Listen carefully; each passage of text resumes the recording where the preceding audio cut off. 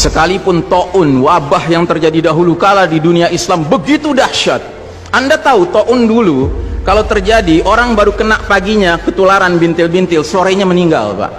Kalau sekarang orang di swab positif, sekian belas hari dia isolasi mandiri, kemungkinannya dua, kemungkinan sembuh, kemungkinan mati. Persentasenya berapa? Sembuh 80%, Pak, mati 3%, kecil sekali. Bukan berarti kita menganggap ringan nyawa orang, tidak. Cuman saya ingin menggambarkan betapa taun dahulu lebih dahsyat daripada yang so-called pandemi, yang lebih cocok disebut plandemi ini. Direncanakan ini, Pak. Yang karenanya kalau kita lihat sejarah, sekalipun dahsyat taunnya dahulu kala, nggak ada cerita, Pak, sholat berjamaah berubah tata cara pelaksanaannya, nggak ada. Kenapa kita harus berubah? Dan saudaraku rahimakumullah, kami cuma mengingatkan beberapa pesan dari Nabi SAW tentang sholat ini. Yang pertama, Nabi mengatakan, sallu kama ra'aitumuni usalli. Sholatlah kalian sebagaimana kalian melihat aku sholat. Ini sudah kata mati, Pak. Ini kunci, Pak. Kunci ini. Makanya para ulama fikih memutuskan nggak boleh dikerjakan sembarangan, nggak boleh.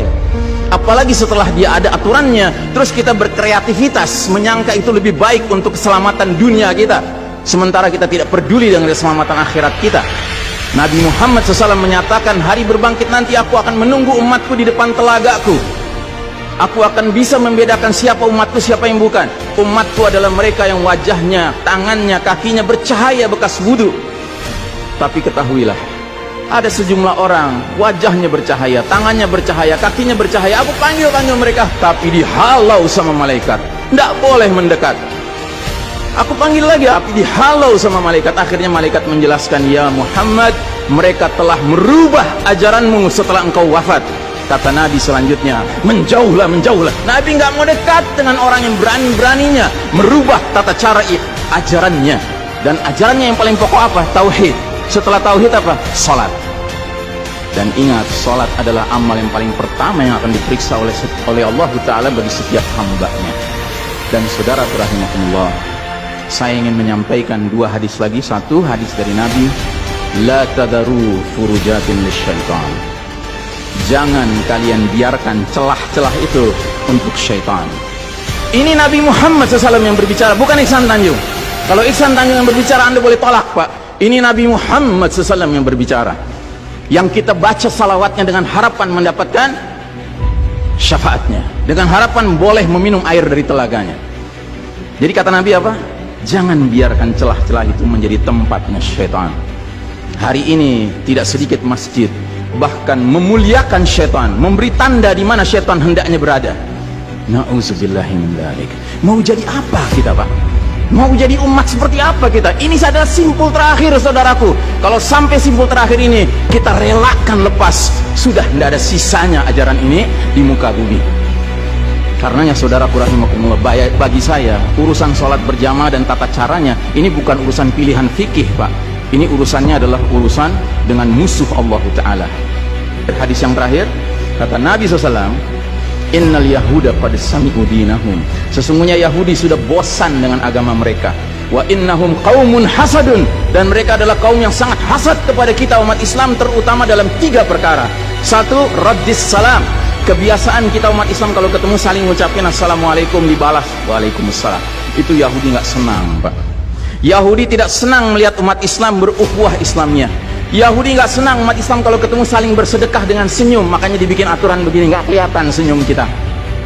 Yahudi nggak senang kita ketemu jabat tangan, rontok dosa-dosa. Maunya mereka begini saja jabatan tangannya. Dari mana ini semua? Yang kedua, mereka hasad sama kita dalam urusan apa? Iqamatis sufuf, dalam tata cara kita menegakkan saf kita. Ingat, Pak, saf dikatakan tegak syaratnya 2. 1 lurus, 2 rapat. Bukan hanya lurus tapi renggang-renggang, atau rapat tapi meliuk-liuk. Tidak, harus dua-duanya lengkap. Sehingga Nabi sampai bertanya, kenapa kalian gak bersaf seperti malaikat di hadapan Allah? Para sahabat bingung, bertanya, bagaimana malaikat? Kata Nabi, mereka mendahulukan saf awal dan mereka saling rapat satu sama lainnya. Jadi Nabi itu bangga kalau umat Islam sholatnya seperti para malaikat di hadapan Allah Ta'ala. Harusnya itu menjadi kebanggaan kita juga. dan harusnya kita tersinggung kalau ada pihak yang berusaha untuk mengacak-acaknya. Dan yang terakhir, yang ketiga, Yahudi itu hasad semakin dalam urusan apa? Dalam urusan umat Islam di belakang imam sholat wajibnya mengucapkan amin. Makin keras suara amin itu, makin geram mereka. Karenanya mereka bikin aturan, sempat 2 bulan masjid ditutup-tutup sama sekali, nggak terdengar suara amin dari jamaah karena nggak ada yang boleh ke masjid. Tapi sekarang setelah dibolehkan, masjid yang bisa muat 2000 orang, cukup 500 orang, cukup 700 orang. Supaya apa? Sekurang-kurangnya aminnya bisa berkurang. Maka sekarang pertanyaan besarnya adalah, untuk siapa kita sholat? Atau untuk mereka? Inna sholati wa nusuki wa mahyaya wa mamati lillahi rabbil alamin. Mudah-mudahan apa yang saya sampaikan tidak membuat bapak dan ibu makan nggak kenyang, tidur nggak nyenyak, tetapi semakin sadar betapa kita sedang hidup di era penuh fitnah di akhir zaman, dan musuh-musuh Allah sedemikian sistematis, sedemikian terencananya membuat kita sadar tidak sadar meninggalkan din kita. Yang paling mengerikan kalau sampai sudah nggak ada perasaan lagi risau dengan ini semua. Karena apa? Nabi bersabda, siapa lihat kemungkaran ubah dengan tangan, nggak bisa dengan lisan, nggak bisa dalam hati. Dalam hati itu maknanya apa? Ingkari itu sebagai kebenaran, itu mungkar. Dan itu kata Nabi selemah-lemahnya iman. Sehingga di hadis yang lain kata Nabi, kalau mengingkari saja sudah nggak ada, udah nggak ada iman sama sekali. Nah, yang kita khawatir kalau kita ternyata ridho saja dengan aturan sholat WHO ini, Pak.